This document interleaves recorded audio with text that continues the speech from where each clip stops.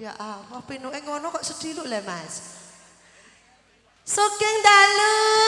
Assalamualaikum warahmatullahi wabarakatuh. Assalamualaikum. Assalamualaikum. Lah iya, tak jawab salamku dawu gak dijawab bareng cuwilik-suwilik. Assalamualaikum. Waalaikumsalam. Langen budaya katimbalan wonten Jipang nggih Mas. Nggih. Kanthi acara Walimatul Khitan alias potong burung saiki maune dhisik piye saiki dadi pakai helm, pakai pengaman. Cocok ya, Nduk? Apale gitu. Hah? Dhisik omongnya cilik ale bojoku ya ngono kuwi. Iya, maune dhisik bentuke tidak memungkinkan, sekarang pakai helm biar tidak kena tilang. Nggih, mugi adik Sindi Khitan ki dados putra ingkang saleh migunani tumrap bangsa agama lan negari, panjang umure, besok pinter sekolahe, dadi wong sukses lho. Amin. Monggo Pak Oki sinarengan langen budaya saking Candi Sari ingkang dipun pimpin Bapak Supardi Gondrong. Siap digoyang? Wih, kono jeruk iki semangka. Apel ijo, apel abang. Yuk langen budaya. Iki mbok-mbokane semangka. Yuk, monggo Pak Oki.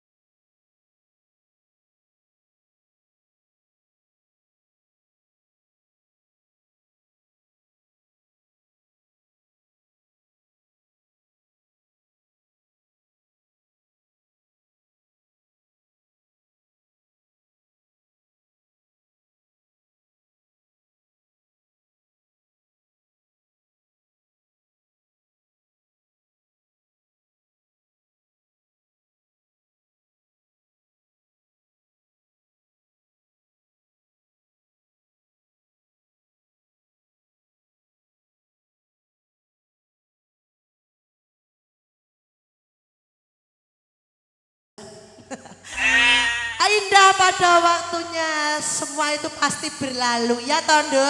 Iki jek gadis-gadis kapanpun tetap akan berlalu.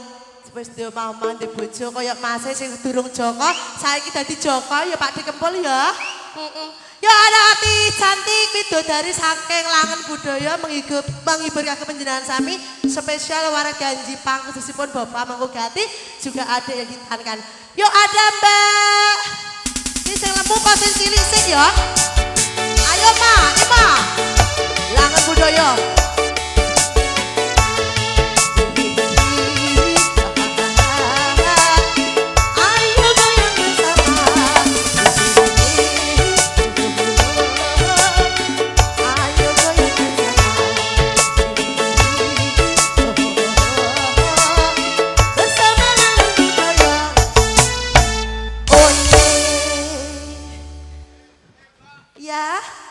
Ya Allah bojo sitok ora kok nyatroki yo bojo loro lah Mas.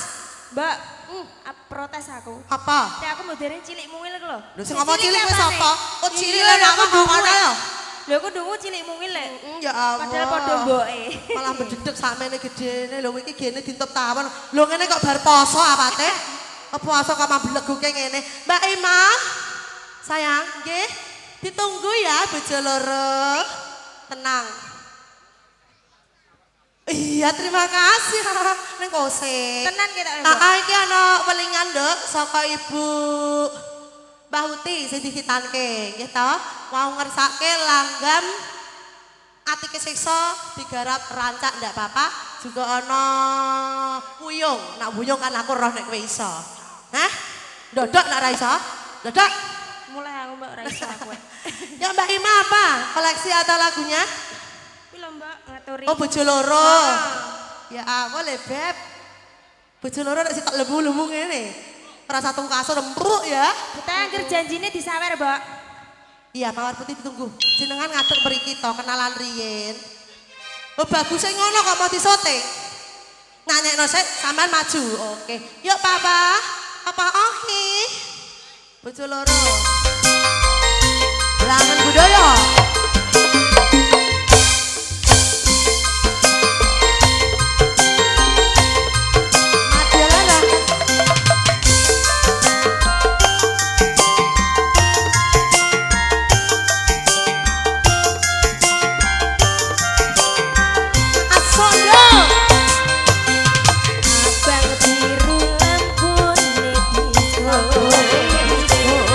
Aku kurus mikir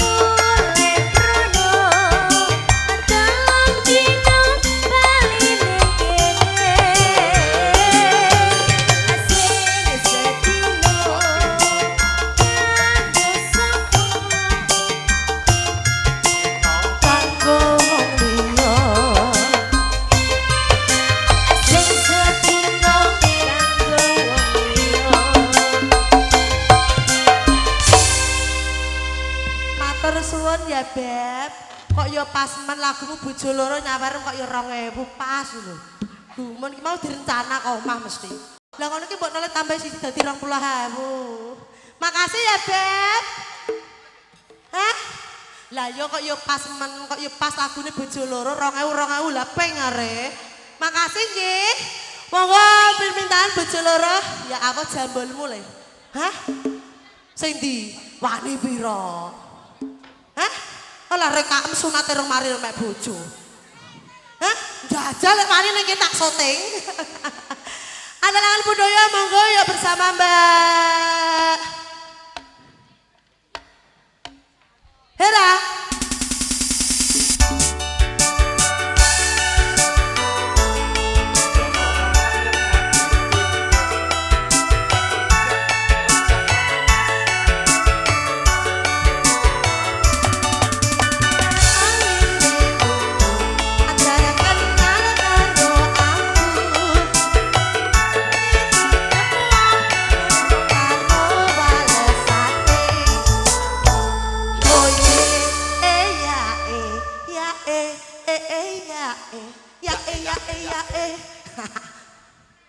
Orang aku jangkrik cuma ini kaki gong. Mbak Era, Dalam, Mbak. iki aku gak nambahi gak ngundai. Kalau sing duding, sing jambule kata wah jan sangar era umum. Rambut tak disamir ngono, wah ganteng. Hah? Alek-alek lurah lho, Nduk. Lurah gong. Lagunya apa, Beb? Saya kita akan nyanyi langgam saya iki. Kok bar iki? Ya, iki dalan sing mas soalnya. Mangga ya uyung apa ati kesiksa? Lengaan terus kowe jebret yo. Gak entuk liyane, Mbak. Gak entuk. Lah apa? Mau dituding, kabuta harus nyanyi langgam. Oke, Beb, aku. Uyung pati kesiksa. Mikir. Apa kabeh ora apa-apa? Ya wes, rasa nangis, rasa nangis. Ora, Mbak. Mawar putih, Mas. Babet pasti ngene mandekne sida. Ya ada mawar putih spesial buat Mas Lurah ya. Lurah Gong. Oke, tapi kan tetap lurah. Jek dhuwur bojoku elek-elek bupati lele. Bupati ketoprak. Ya ada mawar putih bersama Mbak Hera Lolawati Langen Budaya Lebokno be. Gludak. Sabar, Nduk. Lho kan dari Babe ki usia lanjut tapi semangatnya tetap oke. Be, kamu dilacain loh, Be. Untungnya rondukol rebe. Ada mawar putih bersama Langen Budaya. Cipta Laras Audio. Risanti Production.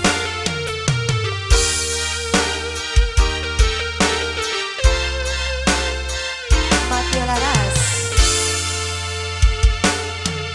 Sudah ada mawar putih dan jari yang merah. Sudah punya cinta suci dan jari masalah.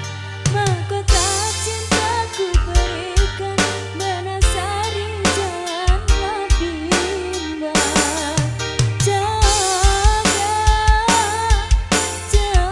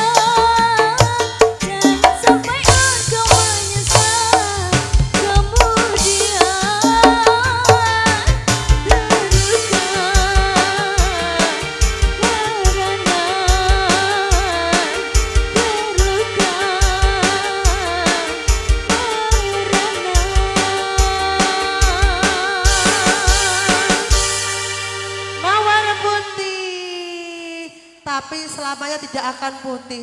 Pasti juga berlalu. Mbak Hera makasih ya. Dalam rembulan. Masa aurung metu kok. Kesik Mas, kok tak paringi sing kagungan kersa sing aku lali mesti aku dipotong iki pokoke. Ya Mbak Dwi. Mantune Karti yuk Ti. Ya B, sepoti. Mbak Dwi Sekar Ayu Kondilati yuk. Ayo. Dadet kenapa tuh ayo ini? Ayo.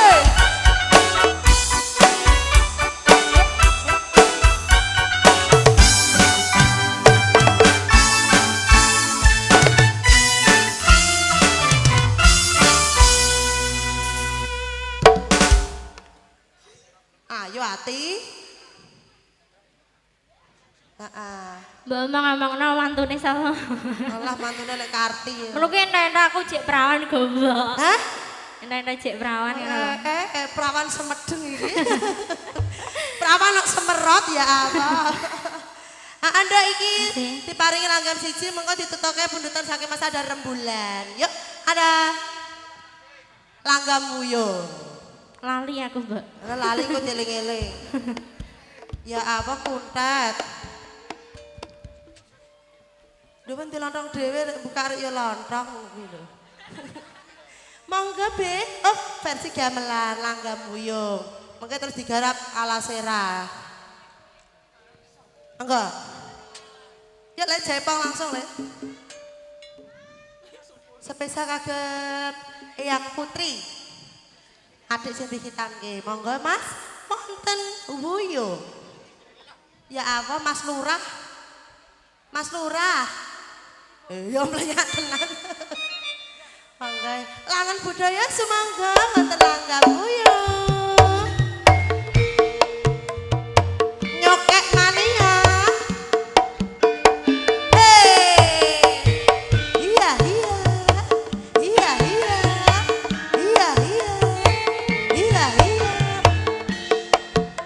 Ngono ni jongono.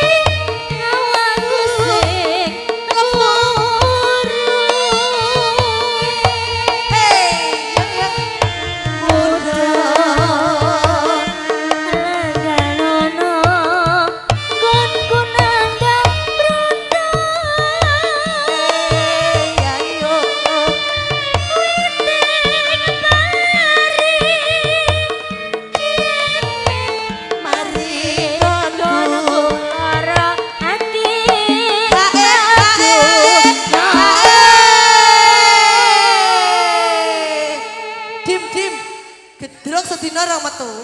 KI nggo pokoke. Yuk dalem, Guys. Heeh, yuk ndak lebokno ndak.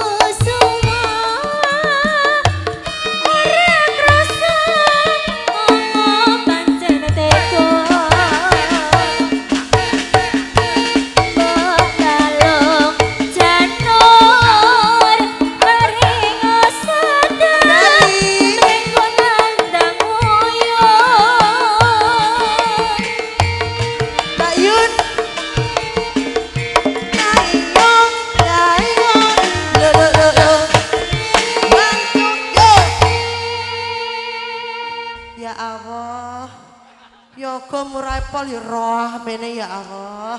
Tenang. Dempak mbak dentak tak. Ibu sampun kapiarsa buyungipun. Niki kita sudarane bunutan saking Adilanang sing ganteng dhewe. Iya nek ra ganteng dhewe apa tak ganteng no? PRJ artine jos tenan. Pemuda Persatuan Remaja Jipang. Oke, yuk ada rembulan bersama Mbak. Enggak. Mbak Dea. Cilik mungil.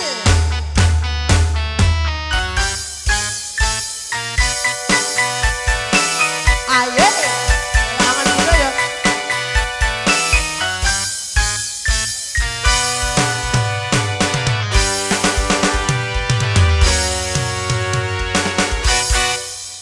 Mbak Dea, tunjuk no lah.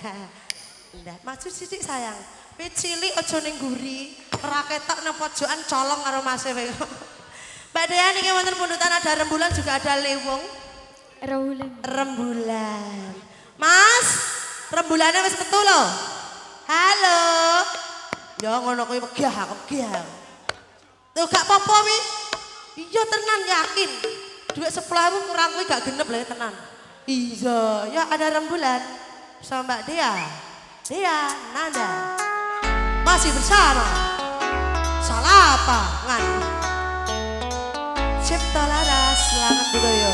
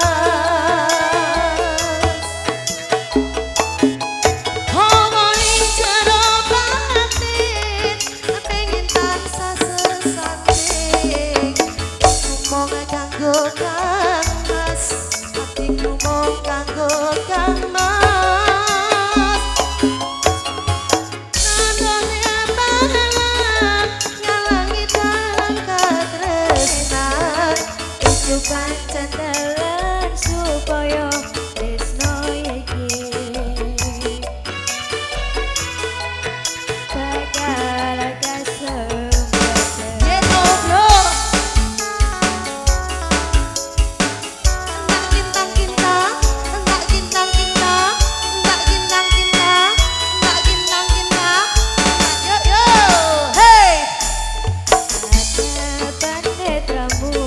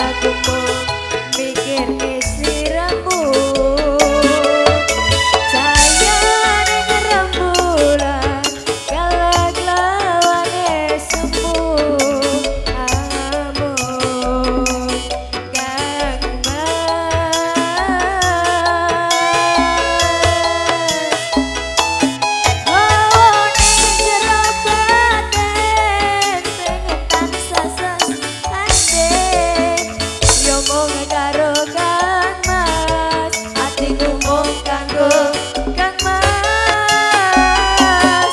Bagian apa ngelangi jalan kakrehan, iku pancen dalan supaya tresno iki bakal kasebatan.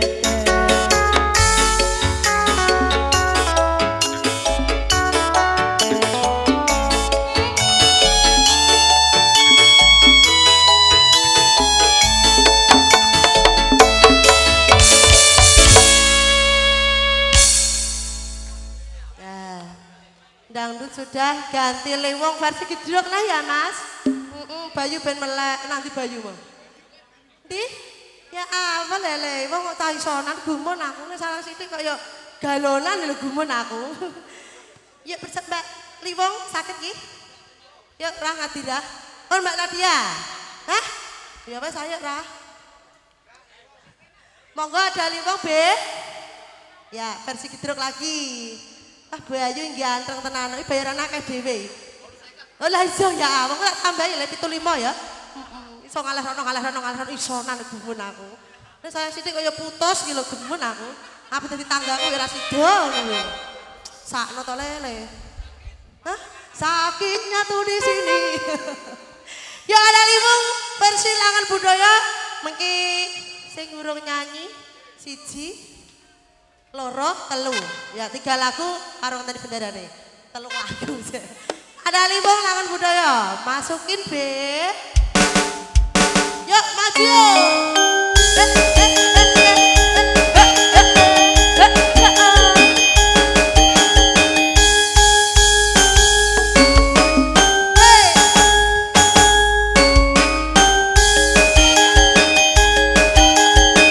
Ayo ya, asik.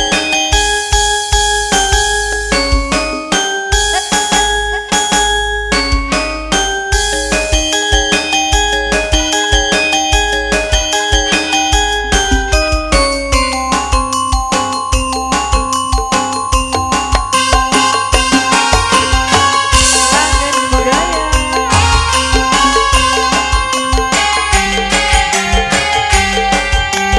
Pisan kembang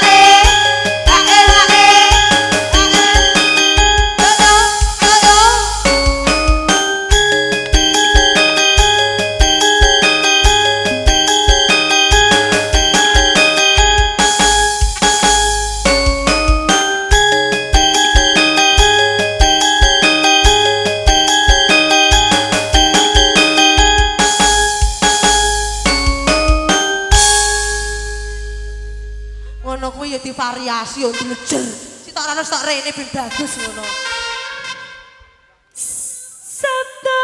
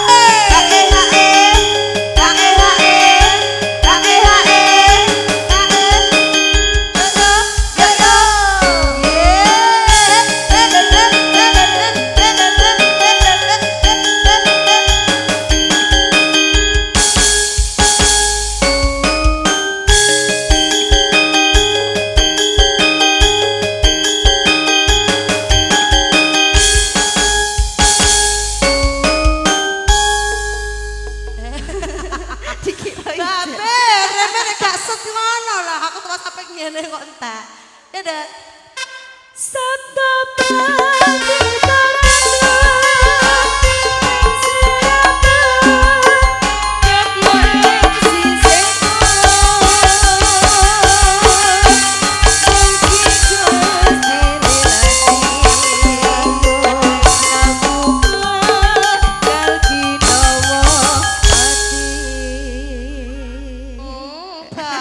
jotos lah harus jeneng kok gitu. Wis sampe gak tau diambung karo Yusri kok mulane. Ya. Masih ada satu permintaan nggih. Karo tadi bendarane Mbak Yuyun, Mbak Yuntanti ya ada memori berkasih. Duetnya karo kowe. Mas sore mau kata ora nyanyi toh? Ya. Dari siapa? Malah buah raginya. Terima kasih ya Beb. Lah kok apik kembangku iki. Kalau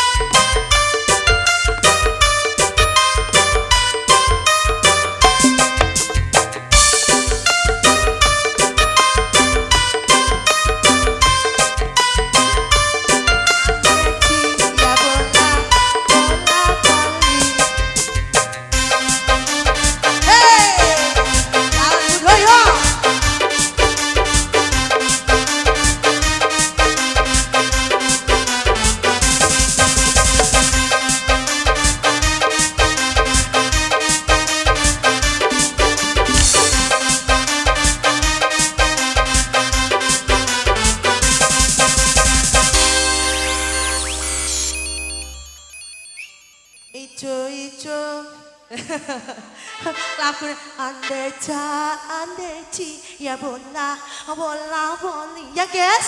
Memori berkasih nyanyinya sama siapa? Ya gosok iki masih siki ya. Nggih. Monggo ada memori berkasih. Kanton lihat situasi nggih mengke nek saged kula paringi meneh nek sampun nggih. Monggo yuk ada memori.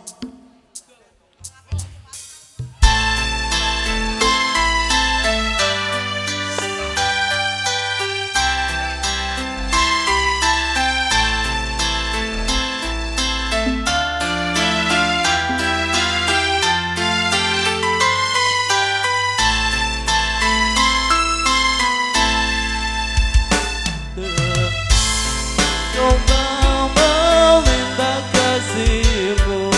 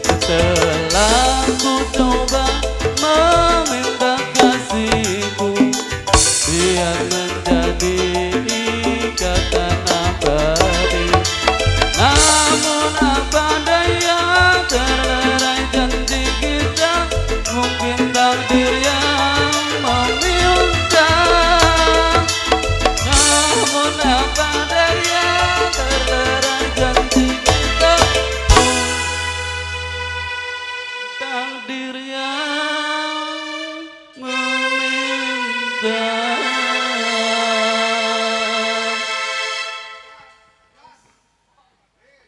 masih. Dok, iki sepingkat karo kelanti bendaran awake dhewe. Tadi ada permintaan. Masih ada pamer bojo setunggal. Ya aku bukan nyanyi. Allahu Akbar. Masa waktu Pak bukan nyanyi pamer bojo. Oke, guys. Iki siji rong nyanyi sakno kok. Monggo ya, Be. Bayarannya padha kok. Bayaran 75 kabeh aja dudur. Monggo ada pamer bojo. Tanakno lalis. Golek wangsit. Ayo.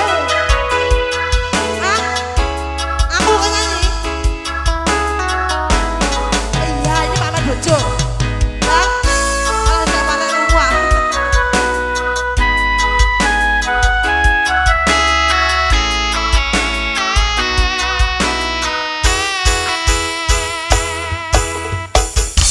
Rasane wong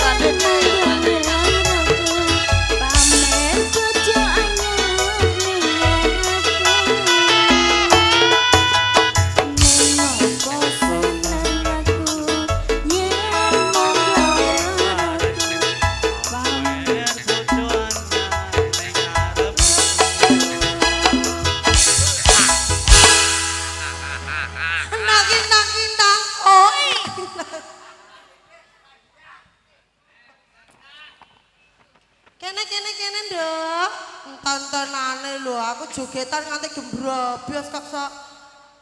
Ora ngono lho ya. Kowe ning kene iki sing tak bayari rak tenagamu. Lah iya to. Dadi ora entuk ngrusula yen to pancen suwe sithik. Sing resula sapa? Lah iki mau Oh tak paske kok. Tak kandhani. Mau kandhani kok gajah apa? Lah terus Iya aku ki mau ngenteni lho. Biasane ki awake dhewe melok jingklak-jingklak iki ya ana lho, tak ngati-ngati kok ra ono ki jane menyang endi rak ngono to. aku kuwi rak pangerten to yo. Ada rupiane yen kahanane kuwi rame. Yen mengko aku ngetutke karo kowe. Sajake kowe iki rada nesu. Lho senengane kok sok udon. Lho kasunyatane rak pancen kaya ngono to yo. Aku ki jenenge wong Nek mbok menawa iki ora tau nesunan yo, Nduk ya. Mbok menawa iki rada sepi apa piye iki mau? Ya ana. Kabeh iki nganggo wektu Titi Wancini dolanan ya dolanan. Mengko nek kebacot ki ra ya entuk duka. Syukur bagi yen to kowe nglenggono marang kahanan. Nggih. Awake dhewe iki ra mung cukup seneng-seneng. Ah, cocok. Suka parisuka. Ning kudu netepi kewajiban. Lah. Wis sing diperlokke kabeh para sedulur-sedulurmu kabeh. Anak-anak wedok. Heeh. Nek umpama anakmu wedok kok sakmono oke jane iki. Kula niku cara sapi pawakane reden, cara kebo ya pendak mana kok. Ning aku krungu jare kowe isih prawan yo. Perawan anak-anake pirang-pirang. Semerot. Nggih. Iki jebule prawan semerot. Nek ndeleng-ndeleng sing diserot kuwi yo. Kandhani aku ki ora nggone lali jenenge kok. Nak, Dalem-dalem. jane aku iki musul karo kowe ra ana wigantine to. Tenane ana apa to? Apa kowe iki weruh karo Kakang Ronggo Gadung? Mau ngerti Ronggo Gadung? Oh, kupinge jublek nih. Bener aku pingin sisian kuwi yo. Oh, tekan hek. Nak roh iki lho duit, heh. Mripate ijo. Naruh duit mati. Ambek-ambek ketoke isih cilik. Cilik apane? Kok cilik pinter dong gak cilikan kok. Sing cilik apane kuwi yo? Oh, cilik kupinge. Nek katone aku awet mau ki ini sindang kene iki ora ngerti. Lah mulu sapa kuwi? Pancen sengaja aku semusul karo kowe kira pantes aku goleki karo Kakang Ronggo Apa mau Gadung. wis janjian to? Oh, kuwi apa yo? Kakak. Kakak.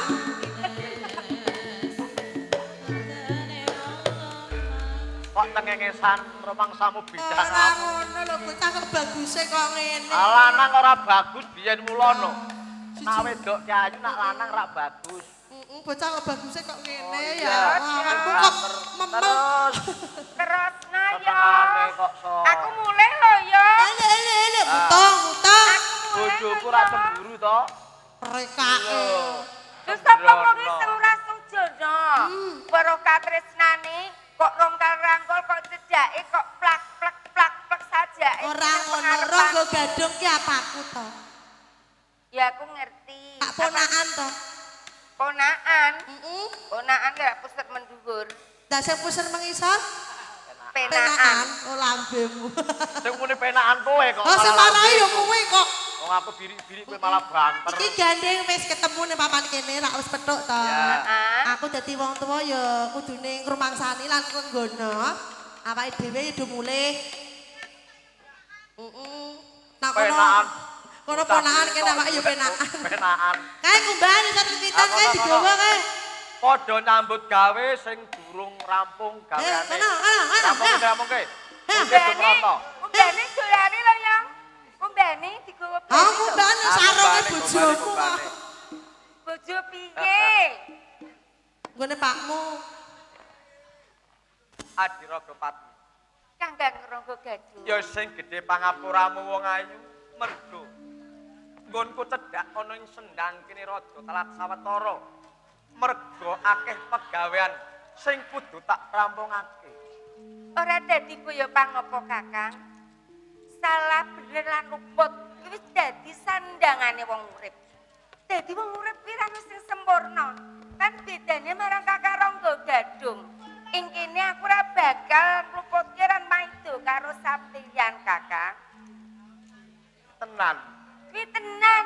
Aku ki nderasa kuwatir. kuwatire nyang nggon. Biasane iki telat nggonku cedhak njur kowe sujana karo aku. Aku mbok dawuh golek wong wadon sing ayu. Kuwi lho. Pira biyen.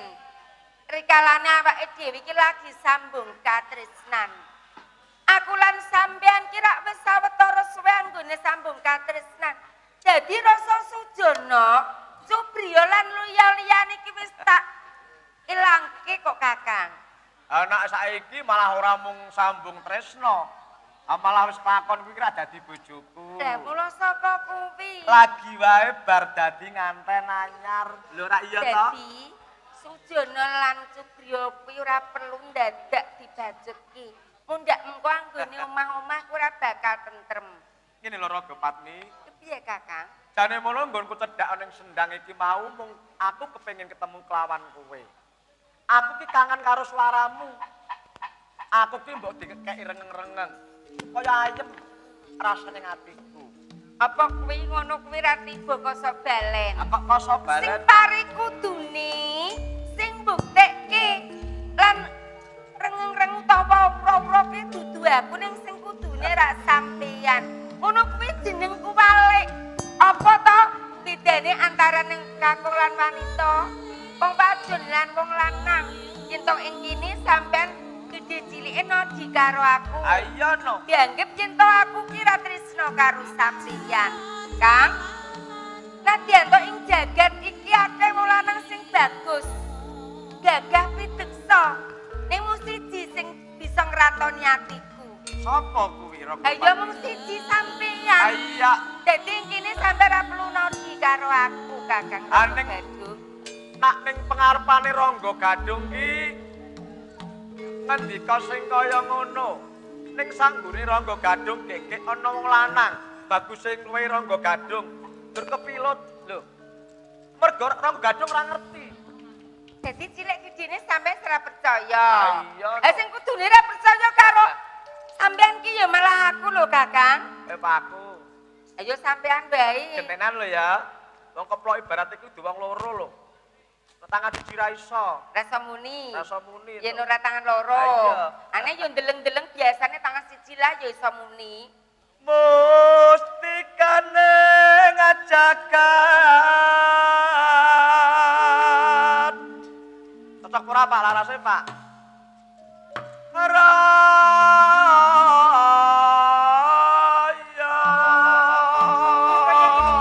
Lho Kang. Sing ndadekake aku kuwi ra bisa pinggang serambut karo sampeyan. Saja kata nono sampe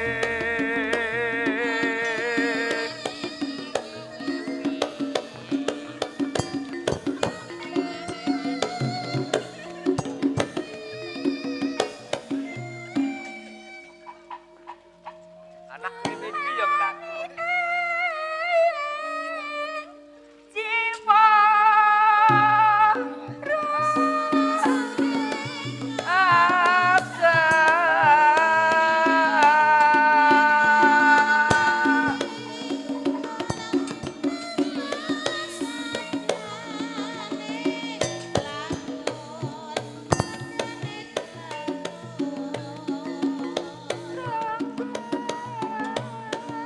gedung sentres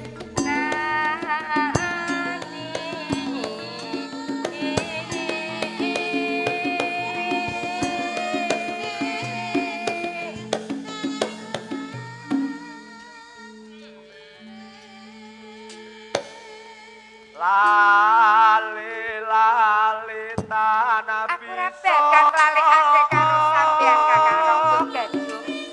Mergo sampeyan lanang sing bisa nentoni marang atiku Kakang.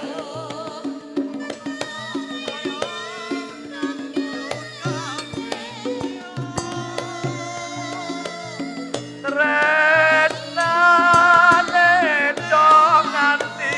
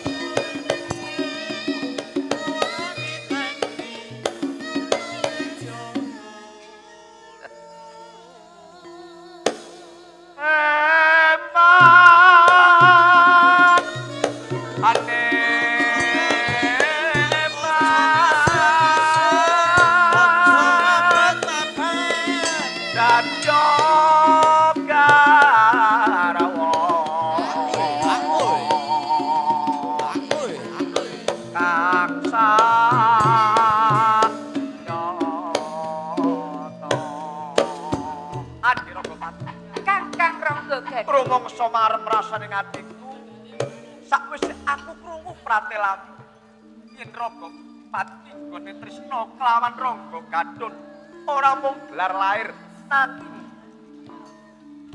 tumusing batin prasasat bebulake ana sakjroning atinipun Kakang. Pajen Kakang, prasetyaning atiku. Patilan uripku kabeh bakal tak pasrahke kelawan Kakang Rangga Gadung. Dadi ing kene sampe ra perlu dadak wasran sumelang. Kalamun ing mengkono sak burine aku bakal tresnani marang priya liya Kakang. Yen ngono padha kelawan sumpahing Rangga Gadung. Kalamun to besok aku kelakon pisah kelawan Adi Raga Patmi, keduwung aku tumekaring pati. Kuwi sumpahing atine Rangga Gadung.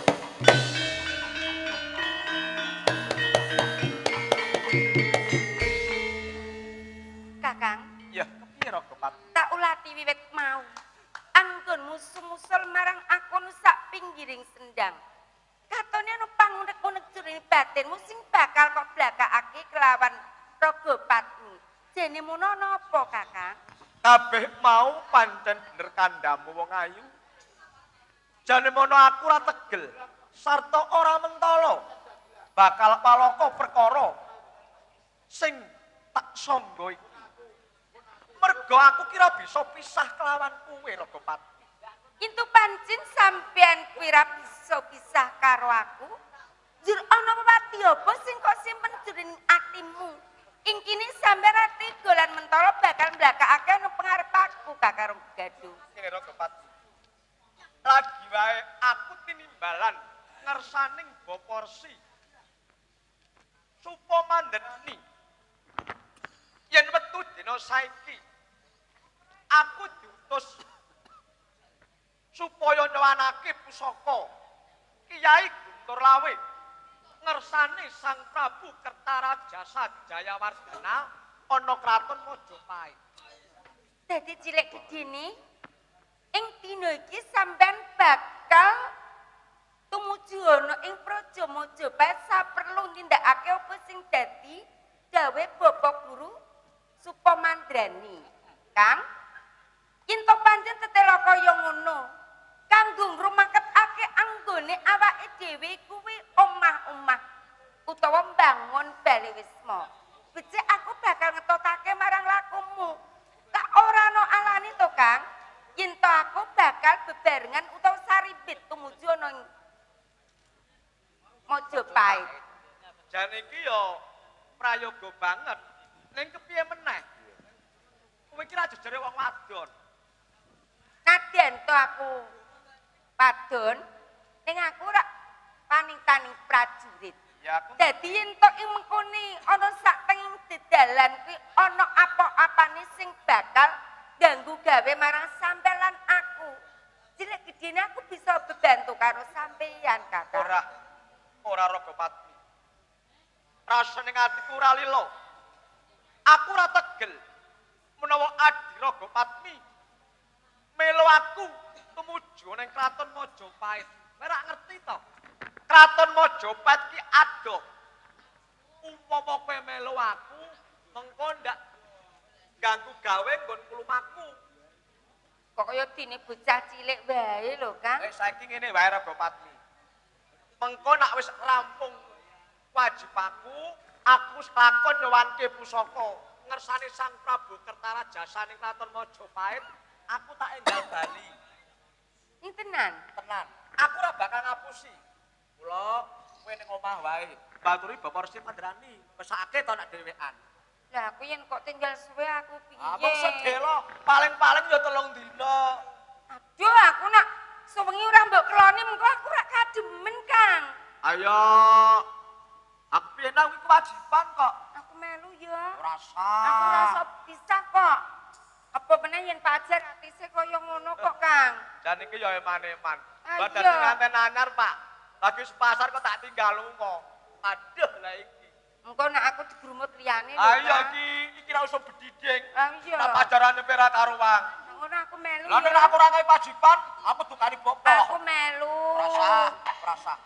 Minum mah wae, kancani bopo. Ya. Ora sak sumelan, mangko nek rampung pegawe aku enggak temuli bali. Ya. Ini tenan lho ya. Aja nganti goro lan ridro ing janji. Samong-samong mengko sampeyan wis bisa ngaturke nawol pusaka. Sampeyan ndang bali ya, Kang. Hati-hati. Aku bakal netepi janji. Aja kapilot karo wanita Ora, sing kuwi rak liya Rangga Gadung.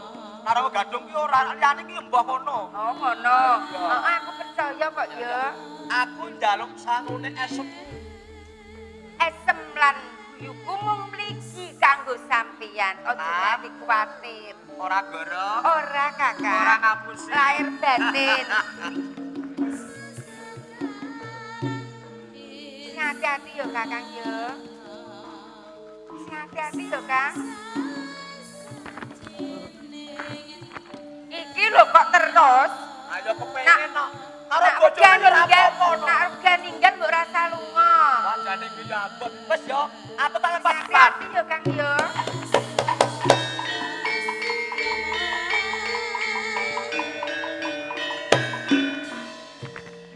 Jan aku yo gak bisa karo Kakak Ronggo Gadung. Ening kepiye maneh? Samoto-moto mau nindakake kewajiban sing paling kudu ditindakake. Yo, muga-muga wae slamet ora sak tengah dalan Kakang. Terus ya Pak Dok.